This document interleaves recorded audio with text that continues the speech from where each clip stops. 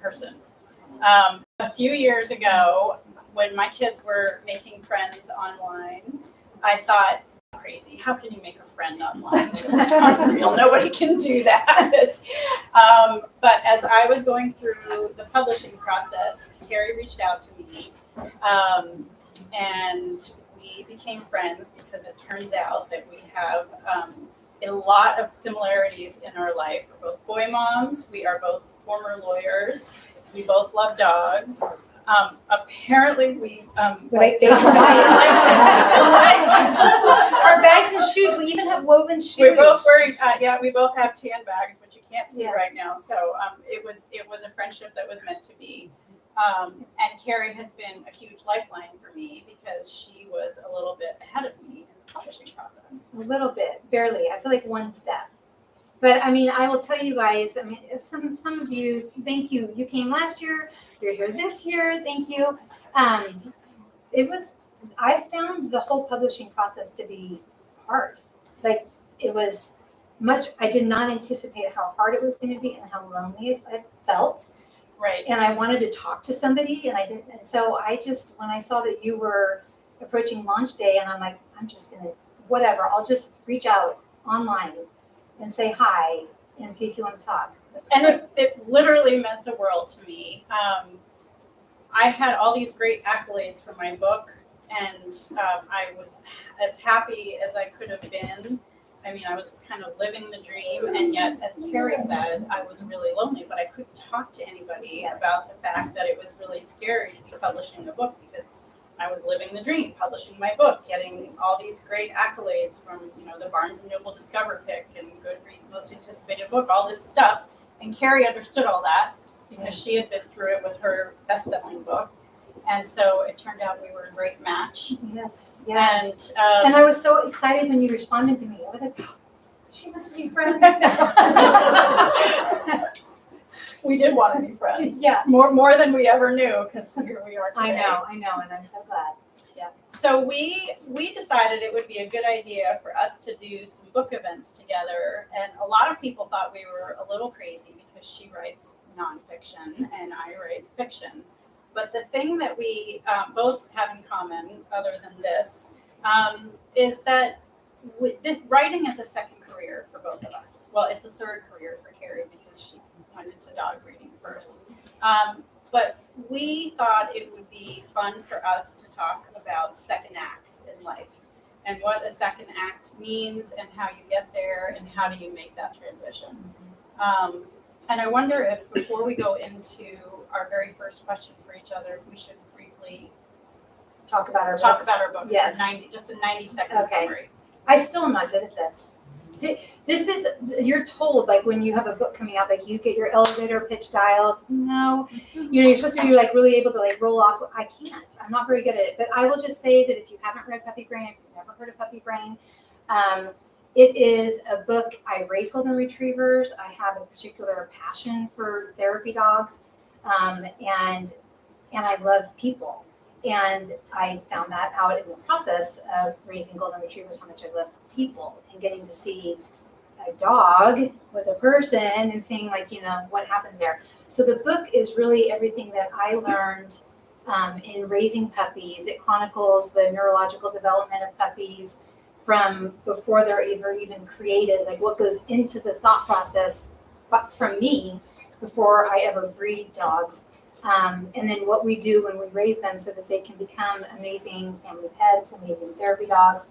And then I felt really convicted that I needed to put in the book. And it's funny because I got some pushback from people that they really thought this was an inappropriate chapter. But the last chapter in the book is basically about saying goodbye and tucking your dog into the Rainbow Bridge, which, all of us know how hard that is. And I put that in there because I just felt like I'm equipping people to raise a puppy, but I also wanted to equip people to be able to say goodbye to their dog. Because I feel like we don't talk about that, and the grief of saying goodbye to a dog is so significant. And as a society, we don't honor sometimes that relationship and what's happened between a human and a dog. So at any rate, that's Puppy Brain. Puppy Brain. Yes, in a nutshell. Yes. And it changed my life. I wish I'd had her book before I had my 2 Great Danes. I was gonna say, tell them what kind of dogs you got. I have 2 Great Danes. They're very, very large and very, very goofy, and they think that they weigh 4 pounds. They don't weigh 4 pounds. They weigh a lot more than that. And when we're on Zoom, sometimes I just see this giant head come out. I'm like, oh my gosh, it's a horse in your house. It's just something else. Yes.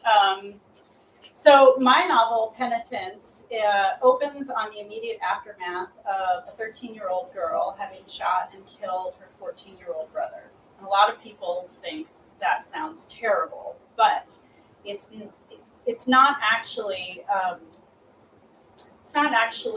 a book that is all sad, because there's a lot of hope in the book. The book actually focuses on the parents and how do they get past what has happened? Can they ever find their way to forgiveness? And if so, how do they find their way to forgiveness? And there are a lot of twists and turns in the novel, and it's been called a page turner, but at heart, it's really all about forgiveness. And that's a very, very, very quick nutshell. If you haven't read it, it's excellent, and it will be thought provoking for you in thinking about forgiveness. Because when I heard that premise, I'm like, I need to read this book, because I cannot imagine what I would do. And one thing you shared with me is that this is not some fictionalized version of something that could happen out there. That there's actually a lot of cases of this having happened, and that was like part of the genesis of the book for you. Yeah, so the genesis of the book was actually that I wanted to write about forgiveness, and I could not figure out how do you write about forgiveness without it sounding preachy and moralizing. And when I started seeing news accounts of juvenile fratricide, and fratricide is a term that refers to when one sibling kills another sibling, I started reading all of these cases about juveniles doing it, really young kids, and I was horrified, but it caught my attention because it seemed like if I wrote a novel opening on that, it would put the parents in both the easiest possible position to forgive and the hardest possible position to forgive, which would give me a way to write about forgiveness without moralizing, because you can kind of explore how complicated it is. No, and it is. And even I would say, like, when you and I have talked, like, we were like thinking, how do we do events together? Like, where's the overlap? But there's also just so much forgiveness with our dogs. Oh my gosh, so much. With ourselves. Yeah, if you have a dog, you better be willing to forgive yourself for the mistakes you're going to make. Exactly. And that you did make. I mean, like, I still, Dave had a dog that was related to our Cali girl, and I still feel like I have to walk myself through the guilt that I feel about the way that things I did with Cali that I wish I could go back and do differently, And it's like, I just think that the forgiveness thing is just fantastic. I love it. I love that you did that. Well, the nice thing about forgiveness is that you can find hope in the mistakes that you've made in the past, because you can learn from those mistakes and hopefully make better choices in the future. Yes. Instead of only feeling regret. And we all have those things that we feel regret for, because we've all made mistakes in our lives, even though people don't really like to talk about their mistakes. We've all made them, and you can either beat yourself up about them forever and ever, which is a really easy thing to do, or you can recognize that, hey, I made a mistake, what can I do differently this time around? And I say it a lot in Puppy Brain. I say it on Instagram, when we know better, we do better. Right. As far as it goes with our dogs. Look at this sweet little face right here. Okay, I can't help it. I just can't not look at the dogs. Like, it's hard. It's very hard. They're so cute, yes. We should probably talk about second acts a little bit, yes, too. Let's do it. So how did you get into your second act? How did you go through this career transition from being a lawyer to being a dog breeder and then a writer? And how did you find the courage to make such a big change? I would say that I don't feel like it was terribly intentional to develop Nickelberry Goldens. Like, that was not something that I saw coming. It was not on my bingo card. Like, I knew I didn't want to practice law anymore. I had come to the end of that career. Well, we were talking about it, like, actually, that because I was working in litigation, it didn't occur to me that I could do anything else. Like, I just thought, well, I don't like litigation, so I'm not going to do anything with law. Like, and I had little kids, and I really wanted to be home with them. My husband had 2 children, and we had to live in the Central Valley. And so, believe it or not, when I was practicing law, I would drive down here. My firm I worked for was in Beverly Hills. And so I would drive down, I'd stay at my parents in Oxnard, commute to Beverly Hills every day for 3 days, and then go back to Clovis. That's what I was doing. Wow. So it was insane. Like, the schedule was insane. I was pregnant. Brian put a piece of paper on my steering wheel that said, Mommy, please take your vitamins. Because I was pregnant. I did that until I was like 6.5 months pregnant with Max. And so I knew that I was done with the law. Like, I wanted to raise my kids, but also I am not someone who can just not do anything. And so when I began to research golden retrievers for us to get a family dog, it tapped into something I didn't know was in there. Like, I had no idea that I was going to fall in love with the research of helping create healthy dogs and the idea of therapy work. Like, I just didn't know any of that was coming. And the more I looked into it, the more excited I was about it. And then after we had our first litter, was Jennifer first litter or second? I think he was second litter. I met Dave, and I met people like Dave, and I was like, oh, I'm done. I am cooked. Like, I love the people that I have met through the dogs. And so it just took on a life of its own.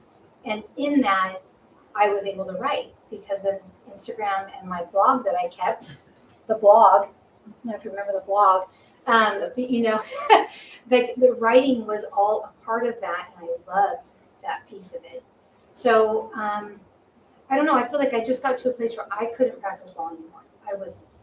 It was done for me, and I needed to do something else, and I got surprised. So it wasn't so much a decision where you jumped off the diving board in one day. It was sort of a slow, gradual, falling in love. Yes. Like, I really didn't think. I thought I would do a little legal work from Clovis remotely, and that would be it. I had no idea that Nickelberry Holdings was coming. I had no idea that my Instagram. I mean, you guys see how incompetent I am. Like, I have no business, but I just didn't see it coming. And I'm so glad that it did. Yeah. How about you? How do you answer the same question? So mine was also sort of a long, slow burn. I've wanted to be a writer since I was a little girl because I was a huge bookworm, and all I wanted to do was write. And when I went to law school and became a lawyer, I thought, well, I can do both. And so I didn't realize quite how much time I would spend practicing law and how busy I would be, but did you not watch the TV show? They were all having fun on LA Law. They weren't working that hard. I was working 100 hours a week. My legal career was not that glamorous. Yes. When it came time for my first maternity leave with my first son, I thought, well, now's my chance. I will have so much free time in maternity leave that I will just write a whole book. And I was let's just kindly say I was an overwhelmed first-time mother, and I couldn't even take a shower. So no book got written in that time. I tried again when the kids were in grade school, and I didn't do very well that time either. I had a little bit more free time, but I decided that I couldn't be a full-time lawyer, a full-time mother, and a full-time writer. And so that was try number 2 that didn't work out for me. Mm-hmm. Try number 3 was when the kids were in high school, and I had the time, but the problem at that point was that I did not have exactly what I needed to know how to write a book. And one day I stumbled into a free writing class in Boulder, and I left after those 2 hours and realized I'd never taken a creative writing class in my entire life and didn't belong to a writing community. So I set about changing those 2 things, and eventually got to a point where I realized, wait a minute, I can write a book. Now that I have the tools, I'm going to go do it. And I spent a year just writing short stories, and I realized that I could. While you were still working? While I was still Okay. working, and I realized that on a Saturday and a Sunday I could write for 12 or 15 hours and just eat cereal and chocolate and be pretty happy with that. Oh, Whereas as a lawyer, I would be like, okay, 621, 622, and it was just miserable. And about a year later, I decided I was going to give it 1 year, and I took a year off from my job and wrote my book. Do you know what I just remembered while you were talking? Is I forgot that when my kids were, so before, in that interim period when I was researching everything golden related and before we got our first litter, I did an online class with UCLA and it scared me so bad. I think I ran from writing for years. Really? Yes, because I remember like one assignment was, write a narrative about blah, blah, blah. And I'm like, what's a narrative? Like, I mean, seriously, I emailed it. I mean, just remembered that. Yeah. But I felt like, I don't know any of this. This world is so scary to me. I couldn't possibly do this. Actually, the same thing happened to me. And I was an English major in college, and then I started taking these writing classes, and people would talk about narratives and protagonists, Yes. and antagonists, and they would talk about these. I can't even remember the name of them because I'm terrible about remembering this stuff. But these scales for climaxes. And, Yes. I can't The even, arc, the narrative arc, and it terrified me, and I didn't have any of the vocabulary to really succeed in that world, but I just gave it my all, and here I am. I know, that's wild. Yeah. And for me, I asked you about courage. And the reason I asked that is because people always say to me, it was so brave for you to stop being a lawyer. And the thing is, it wasn't brave. I would have been scared to stay because I had gotten to a point where I was so unhappy being a lawyer that the harder thing for me would have been to stay. That's a great perspective. I was at the same place. I mean, I just remember thinking, I cannot do another interrogatory. I can't do it. I'm done. And I was in business litigation, and people were fighting over companies that, their dad had built, and they were destroying. It was a negative experience for me. So I couldn't stay either. Yeah. Yeah. So maybe that's we're discovering what like the secret of second acts, and maybe that's a secret is when maybe that's one indication is when you're doing something that you can't continue. Yeah. Did you bring anything from your first career as a lawyer into your second career? Yes, that helped 1,000,000%. Like the research, I'm very comfortable researching, and I'm very comfortable. It's even like I've thought about like there's the reading the document, then there's also the accessing the document, right? And like knowing, okay, we have a database in law, like I would know where to go find the civil code or whatever. But also in all things veterinary, there's the same kind of data available, and I knew that, and so then I would go find that data, and so I'm always like source documents. Even I read something today that somebody posted, influencer, about food, and I'm like, and then they said they posted an article, and I'm like, oh, then I go read that article, and I went and read the article from the Journal of Veterinary Medicine, and I'm like, that's not what that article says, Oh, wow. Yeah, and I do that. That's what I do. Like so that has been so helpful to me to be able to have the confidence to research, and like even if I don't understand words, how to read something, maybe not understanding some words, you're okay with it. It's like I'll just keep going because I'm gonna So that's been really helpful. And then you and I talked about structure too. Yeah. Like knowing how to structure something. I feel like structure gave me so much peace with Puppy Brain. Did you have it structured first, or how did you write? Well, so I don't want to give anything away, so Okay. I will, because I know there are some people here who haven't read it. But so my structure kind of developed as I wrote the novel. And the one thing I will say is that I assumed when I started writing the novel that my novel would be told along a storyline, along a timeline in the juvenile justice world, which would have meant basically 6 months start to finish. Nora's case would have been decided. And I wrote the whole first chapter of my novel under that assumption, and I even end the first chapter, kind of the father is thinking about that schedule. Mm-hmm.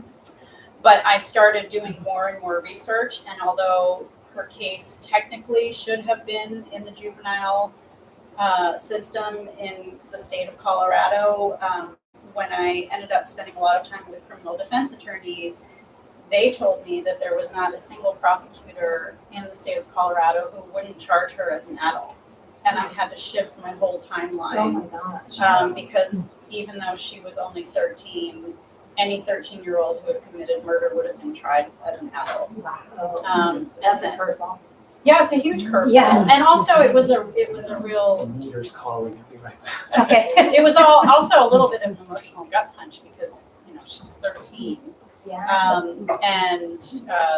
So I had to change my structure and be cognizant of that new timeline. But I knew how to adapt to that, so I did. And then did your, like, one thing, also, you don't know when your book gets bought by somebody, at least I didn't know. I had no idea what to expect from the editing process. And so when I submitted my first, I think it was my first draft, my editor reworked everything, like a lot of my structure, and I was like, oh, I didn't expect that, but it was so good. Like what she recommended was so good. So did yours get restructured at all, or? So mine didn't. Okay. But we had different editors at the Yeah. same. So we're both at Celadon. Yeah, that's but a good point. We had different editors, and different editors work in different ways. And I was actually panicked because she handed mine back with very few comments. Oh yeah, that would panic me. So that actually was an equal panic for me. I was like, well, wait, I want, I need, red ink all over my document to show me what I need to do. She did make some very good comments that helped me improve the book immensely, but she didn't do any restructuring. Do you pick your editors or do they pick you? Well, I mean, no, they definitely pick you. They pick you. Yeah. My book, and I just didn't know at all, like this was a big deal. I'm sorry to anybody who's writing a book and trying, just because, forgive me for being such a dummy about like how easy I have it. But my book, I had an agent contact me. She held me all the way through the process. Like, now you're going to create a proposal. And now you're going to do blah, blah, blah. She was like the best mom ever. She's younger than me. But I was like, what would I do without you, therapist, agent? So, and then she says, okay, now we're going to send this out on sub. What does that mean? I don't even know what that means. So she sent this out on submission, and she's like, oh, it looks like your book is going to go to auction. What does that mean? I have no idea what any of this means, but that's a big deal to have it go on auction, because then that means I had 6 publishers who wanted the book. And so then I had these phone calls, you have the phone calls with them, and then they make an offer on the book. And it's an editor that you're meeting with in these, right? So I loved my editor. I mean, I chose when I did all these interviews, I was like, I like them. That's who I choose. I want to work with them. So, and you had an amazing editor. Yeah, my editor is also amazing. So in fiction, it doesn't really work the same way as it does for nonfiction. So with fiction, what happens is you have to have a completed book, and it needs to be in tip-top shape. And you then write what's called a query letter, and you send your query letter. It's 1 page, and you will include 5 or 10 pages of your manuscript, and you send that out to potential agents, and you hope that they might read it and not ghost you, because many of them just ghost you because they're so busy. And actually, people go through sometimes 50, 60, 70 agents querying them before they ever get somebody to represent them. So it can be really, really difficult as a fiction writer to get an agent to represent you. Once an agent does agree to represent you, you then kind of do the same. She does the same thing with potential editors. She sends your full completed manuscript out to 8 or 9 editors at a time and hopes that one of them might pick it up. I also got very lucky. I'm told that this is kind of a unicorn story.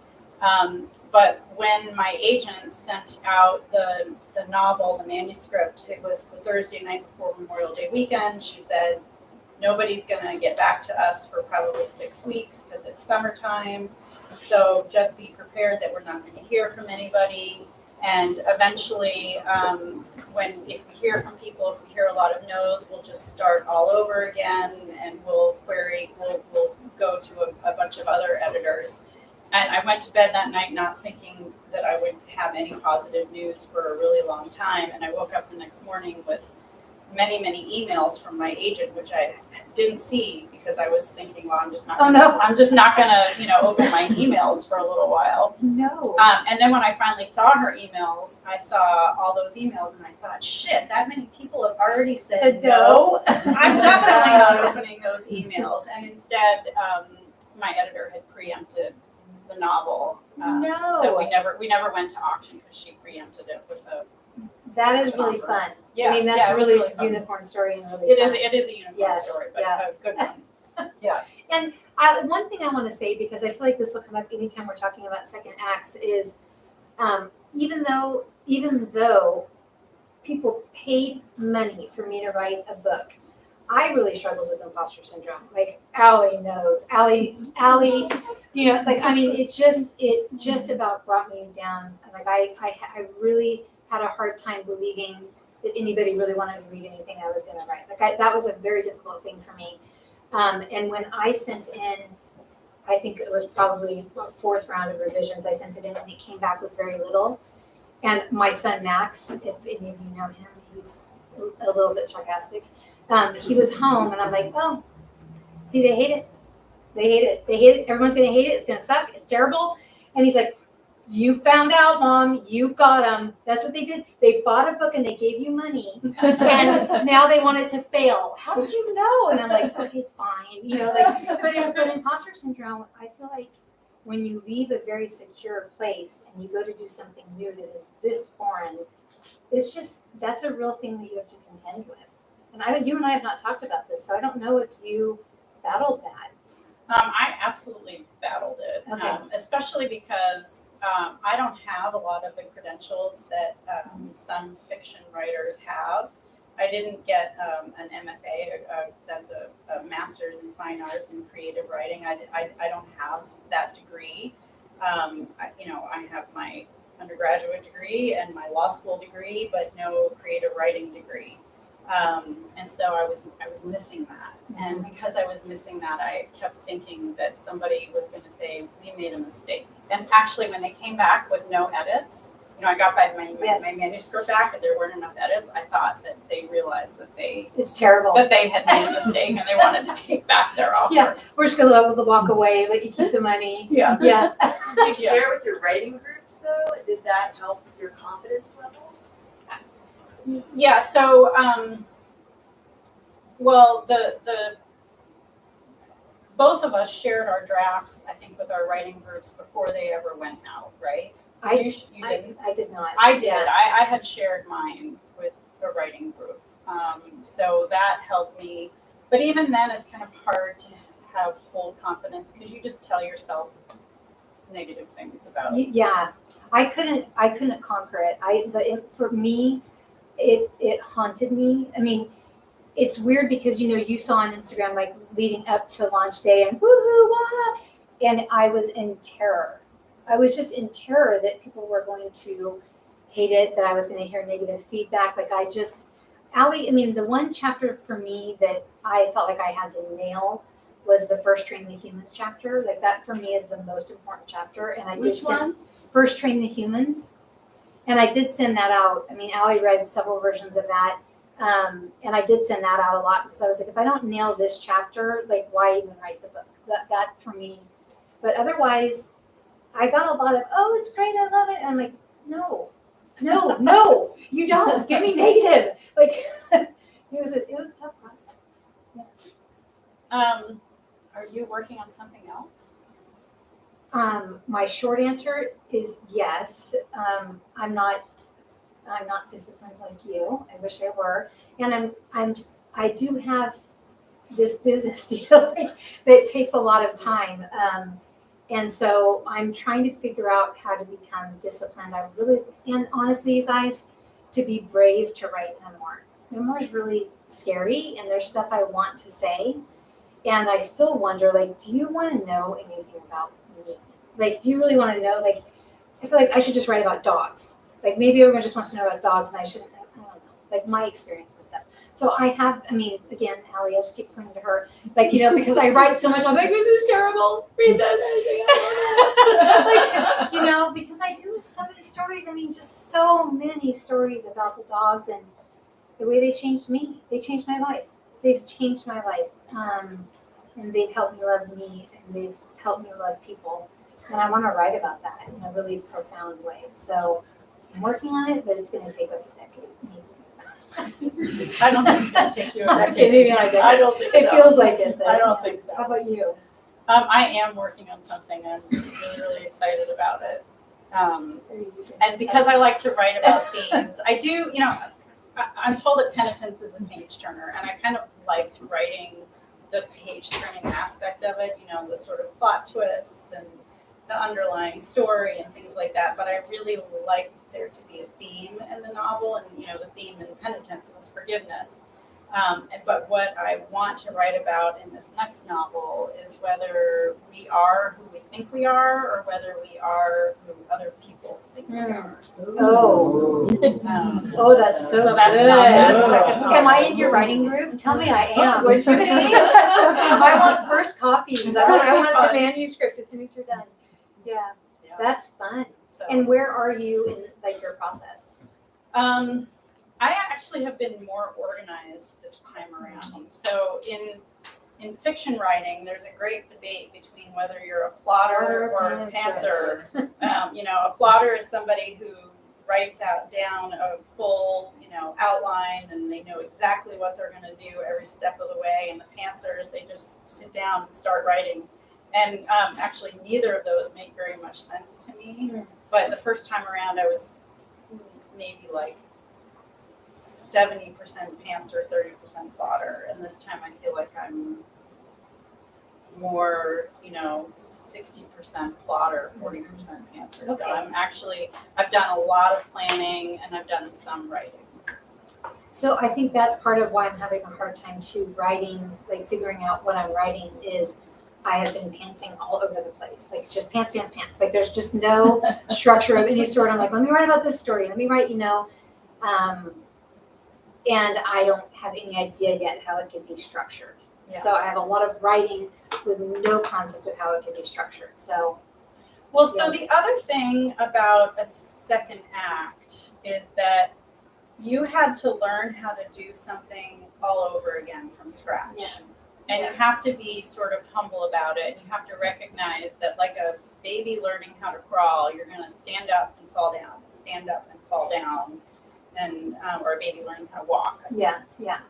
You're going to, you know, have some fits and starts as you go through that process. Mhm. And I feel like a little bit with each successive book, it's kind of the same, because we wrote this whole book, but now it's not that we're going into a new career again, but we have to start a new book all over again. Yeah. And you kind of, your first book, you think, oh, it was always in this fully formed state.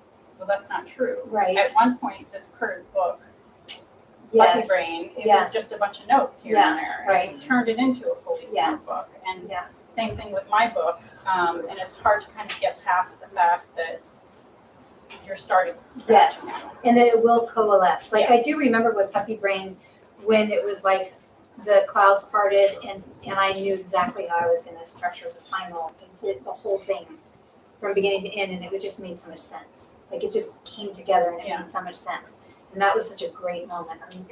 Yeah, okay. I saw you moving. I'm like, oh, we're moving. Yes. Sorry. Well, that's good. So you have to write on faith a Yes. little bit at the beginning. Yes. Yeah. Yeah. And same thing with second backs, Yes. right? Yes. Yeah. So Okay. Are we going to Q&A? I think we Yeah. can go to Q&A. And I want to say, you guys, like, we were talking, like, we're very open. Like, whatever you would want to ask about anything, we're really open. And if it's just like, you know, my dog is peeing on the carpet, that's fine too. We can talk about that. So, but whatever. It always comes down to that. Yes. I've come to many of these sessions, and many of the authors talk about the fact when you present your first book, you actually have to have others ready. Is that right? When you're dealing with editors, if they want you to have like two books, so they publish the first one and then the second one comes right out, or is that? I didn't find that to be the case. I mean, for me, it wasn't true. I think editors like to know that you're going to have a long career because they like to develop relationships with their authors. So they don't want to hear from somebody, oh, I just want to do this and then I promise I'll be out of your hair. That's not what they want to hear. They want to hear that you're in this for the long haul. And with mine, I just didn't know what any of these things were, but first off, all of the editors I met with wanted to know, at that time when we sent out the proposal for the nonfiction book, we were thinking it was going to be basically like my Instagram captions, because you guys know I used to write these really long Instagram captions, and then we would basically just put that into book form. And pretty much all of the editors asked, we would like to see a longer book. So they didn't want what we had proposed. They wanted something longer that could take somebody through the first year of a dog's life. And then the other thing they said is that they anticipated it being a book that was on their backlist. Is that backlist book? Yeah, backlist. Which means a lot of fiction books, they get published and then you're working on the next book. And I think probably too of nonfiction too, but for mine in particular, because the imprint was new, they wanted to have it be available for a long time. Like they wanted it to be a book that was being bought over time, not up front they didn't see it being a big sensation up front. So, yeah.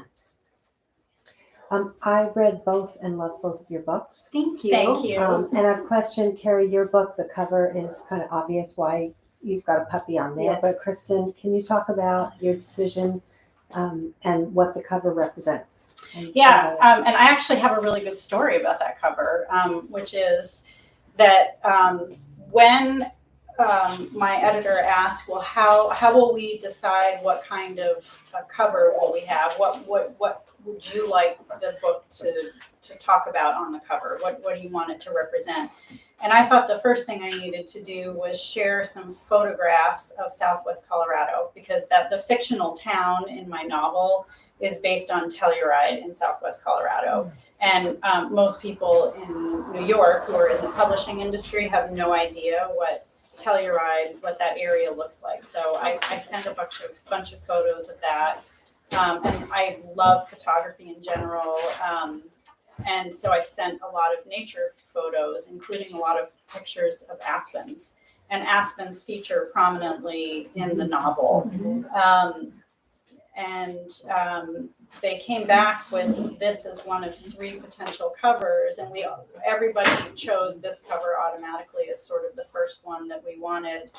And it turns out that it's based on a real painting, and the person who painted this picture lives 15 minutes away from me. Oh my gosh. So in a nation of 330 million people, the person who ended up painting the painting for my cover is basically my neighbor.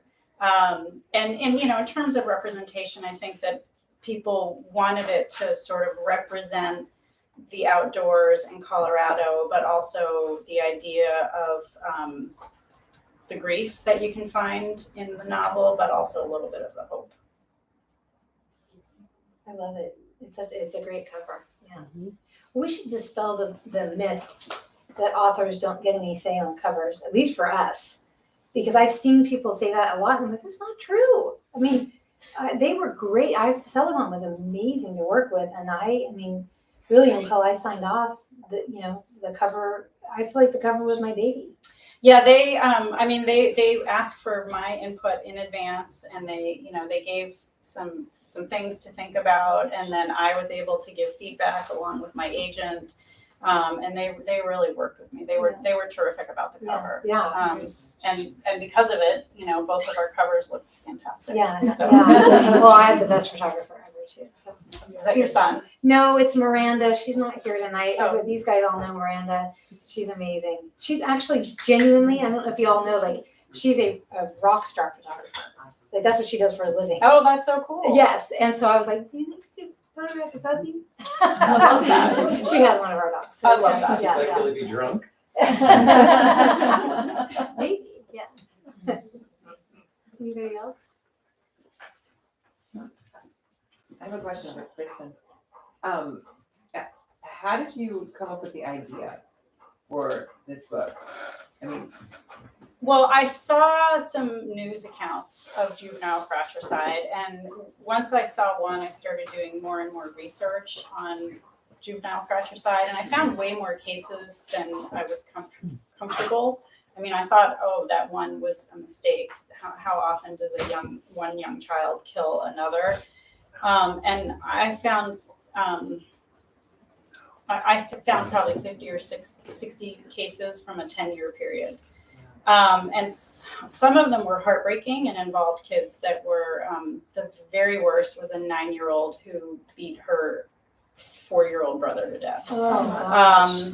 And so the idea of fratricide, this horrible thing happening, made it easier for me to write about forgiveness, because it enabled me to explore how complicated forgiveness can be. Because, you know, if you're the parent, and that's what happened to me when I read those news accounts, I thought not about the kids, but about the parents. Mm-hmm. My heart was kind of going to mom and dad, and, you know, what would mom and dad do in that situation? What would I do in that situation?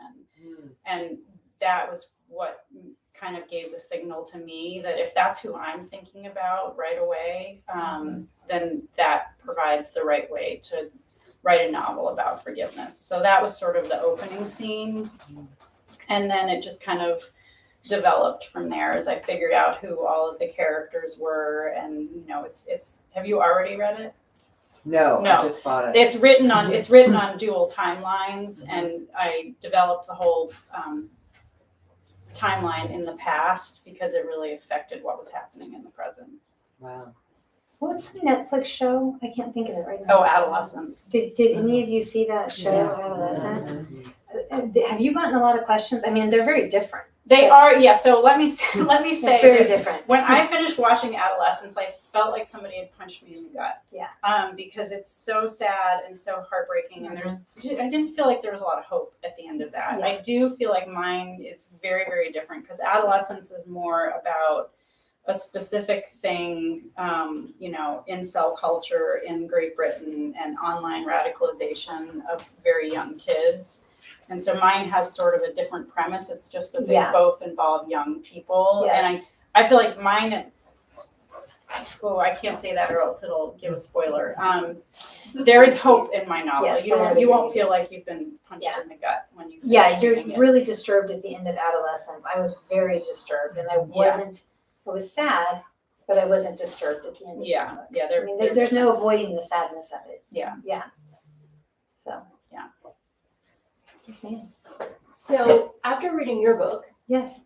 I learned all the things that I didn't know and wished I had known for the first few dogs, which when you know better, you do better. So I love that. Kenzie can Such a attest. great quote. It's Maya, Sort or Angela. But the other thing that I learned, besides learning what I don't know, is learning a lot of other people that you're going to encounter with a scrumptious puppy. Yeah. Don't know either. I mean, things like, may I pet your dog? Like, nope, forget about it. Yeah. I mean, people just like, There's no boundaries. come Yeah. right in, and there have been people I've had to fend off. And you can't really train old people, because, you know, old people are old, but what, anyone who's married, like, knows you can't train your husband. Is there a kid's adaptation in Puppy Brain to, like, for the people who are going to get dogs, not just your dogs or retrievers, but, you know, you have to teach the kids when the puppy's going to come home what that looks like, but even just kind of across the board, like, you're going to see dogs at the park, and you're going to see dogs around town, and I don't know if there way is to- or not. Like, I don't know of a resource. There's a great Instagram account. No. You. Children's book. I'm like, I have no idea if there is. Let's think about that. I mean, well, Dave wants me to write Dog Brain. Yeah. But I don't know. I mean, Well, we could take this one for a ride for a while. honestly, here's the thing, is that there's some stuff I've been wanting to write about for a very long time.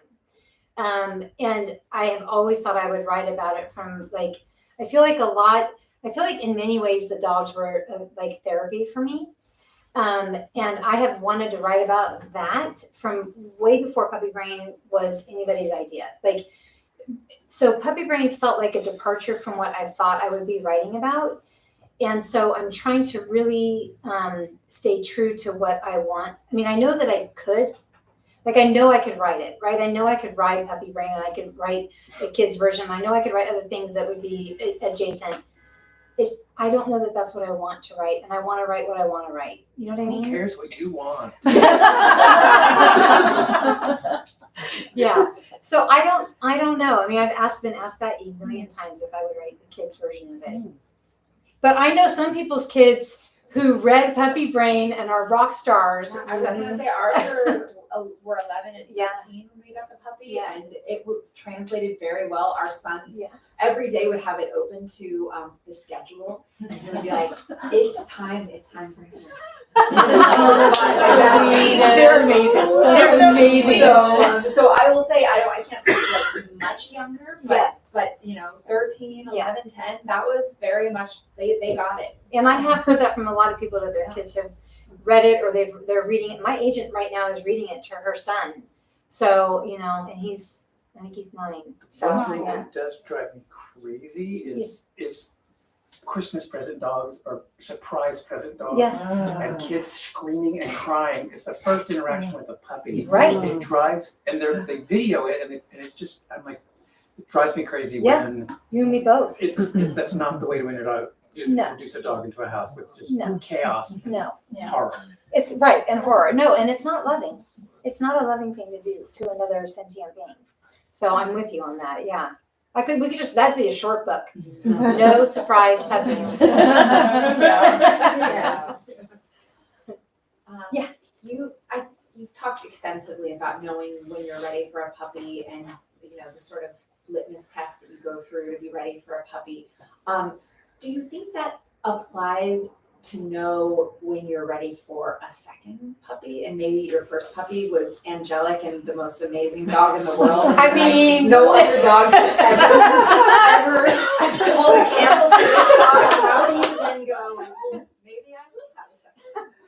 Okay, if you guys followed Poppins Litter, they have Fletch. And he's not here. I know. So sorry. But how do you know? I would say that I've asked a lot of trainers that for sure, here's an easy one, is you want your older dog to be at least one. Because then you're through a lot of the Fritz-to-furness. So, Fritz is going to be he's going to go through adolescence longer. I can tell that that's what's going to happen. But, I would say that that's one marker. And then think about things like, it's like when you're going in a car, you have 2 kids, do you have room for 2 golden retrievers or whatever? I mean, maybe if you're getting a second dog, that's a small, okay, golden retriever. Like, I would say like there's practical considerations that we don't really think about. Like If you have Great Danes, you might have to buy a whole new car. yes, that's exactly right. Yes. Yeah. But I mean, if you feel like your life can accommodate a second dog and your first dog is about a year old and is doing well, then I would say that that's typically what I've heard from trainers and is what I've seen too. And I've asked our Nickelberry families to do that, to give a year in between and then add that second puppy. And even, I mean, you're going to have a hard time ever matching. I don't know what you're going to do because you're like, the jury's still out. Yeah, I just have to stick with it. yeah, because if you get a little land shark or you get a Fritz who's like, oh, hi, did you need all of your clothes that you just washed out here on the floor? Let me bring them for you. I'm sure you do. You get that dog. But they're amazing. Those older dogs, they're amazing mentors to the younger dogs. It is. And did you have that happen with yours? Was your first dog a great mentor to your second? No. Okay. Oh, you know what you have to tell them? You have to tell them the notes. Oh. You have to tell them that story. You shouldn't get a second dog if you think this might happen to you. Okay. So my younger dog, Lucy, and let me just preface this by saying we named her something else, and within 5 days of having her, we renamed her Lucifer. That is just an example of how bad she was, how naughty she was. And when she was about 18 months old, I thought she was getting a little bit better. And one day I went to go take a shower, and I came out of the shower, and she had eaten a stack of papers that represented 2 years of work I had done on a short story that was very dear to me. And I had driven once 6 hours out of my way to go to a town to research this short story, and everything was gone except for a tiny little corner of paper that was inside a butterfly clip. Everything else was just gone. And so I did put her up for sale on Instagram. I said a nickel or best offer, and I detailed all of her best qualities. Nobody said yes, but there's a situation where maybe I wasn't ready for that. Yes. I find people use that term English cream when they see a puppy. So can you? Am I twitching? I know. It's just, so how would you respond to that in a kind way, but correct people without feeling like you're lecturing? Okay. I have a hard time with that. I did just, I have this conversation several times a week. I mean, this is an ongoing conversation. So people will say to me, where were we? That somebody just saw Fritz and asked me, oh no, it was at my sister's birthday party, and my cousin, I gave her a copy of the book, and her husband said, oh, so they're English cream? And I went, they're just golden retrievers. And he said, but they're the white ones. And I'm like, just golden retrievers.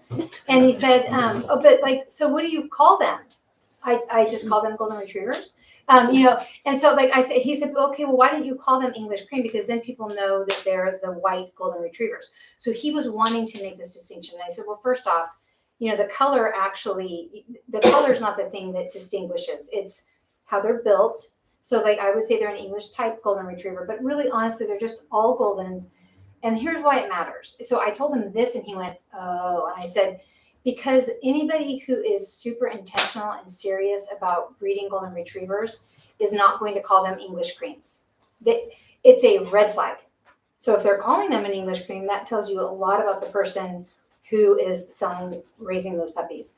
And it's, to me, a deceptive marketing term that I have looked at hundreds, maybe I've looked at hundreds of breeder websites, and I have never seen anybody. So if you're watching this live, feel free to send me and prove me wrong. Never seen anybody with English cream golden retriever who had full health clearances and who does any sort of socialization protocols. They may have patchy, right? They may say that they have the health clearances. So to me, so I explained to my cousin's husband, it's a deceptive marketing term, and it hurts puppies and it hurts humans. And so if we stay with golden retriever, then we're all talking about the same dog, and people don't go, oh, but they're English cream, so they don't need that clearance, right? Like it doesn't allow them in their brain to tell the story of an English cream is different. They're not. They're just golden retrievers. I have a lot of feeling about this. Does that help you answer that? It does, but it seems that there's also the English type. Can you explain a little more about that? So English type, that is, if you look at the breed standards, there's just differences. And it's not like massive differences. It's not like a horse and a donkey or whatever, right? What are the two that can't? There's two that can't reproduce. Mules. Okay. They have the English type have a shorter leg. They have differences in their head structure. They have differences, slight differences, and they're still like a square. So there's just conformational differences, but they're not massive. I like the shorter legged, wider chest, wider, a little bit like, I even like an overdone, a little bit muzzle that you're not supposed to go, but like, it's just subtle differences in the structure of the dog. And if you look at an American bred golden, like a field golden, you'll see really leggy dogs, right? Like they have really long legs. Their body structure is just different. It's leaner, it's not as stout. So it's just differences in the conformation. So, and it's because it comes from the breed standard. So if we were showing dogs in Europe, then there's a certain dog that would be the perfect dog according to their standard. that would look a little different than the perfect dog according to AKC standards. Mhm. A little, and it wouldn't be the coat color. One more, okay. Yeah. Okay, so I understand that an agent reached out to you, but Kristen, how hard was it for you to find an agent? For this book, it wasn't very hard, but I do always like to tell the full story behind this because I think it's important for writers to know that you shouldn't give up necessarily if at first you don't succeed. So I wrote a first book, not this book, and I actually queried probably 50 different agents before I realized that probably that book wasn't going to go anywhere. I got a lot of great feedback on it, but nobody wanted to represent it. So that time it was very difficult, and this time I think the agent that I eventually signed with was the 6th person that I ever reached out to. Just cold, you just reached out. Yeah. So it, yeah. I mean, a friend of mine told me about her, but I did kind of still end up in her pile, and she just happened to like it and pick it up. I only ask because I'm not a writer, but it's very interesting. I've heard many writers say it's so hard that like they go the self-publishing route. Yeah, and that definitely happens. And I think that happens both to nonfiction and fiction writers. People go the self-publishing route because it is very difficult to get the attention of an agent. They receive hundreds, if not thousands, of queries every month. And then even with an agent then sending your book out and not getting your book bought, I mean, it's tough. Yeah. Okay, all right, is Tessa telling us it's time? Well, we'll just save time for mingling. You can still Okay. ask your questions and get your book signed and things like that. So thank you guys so much. Thank you.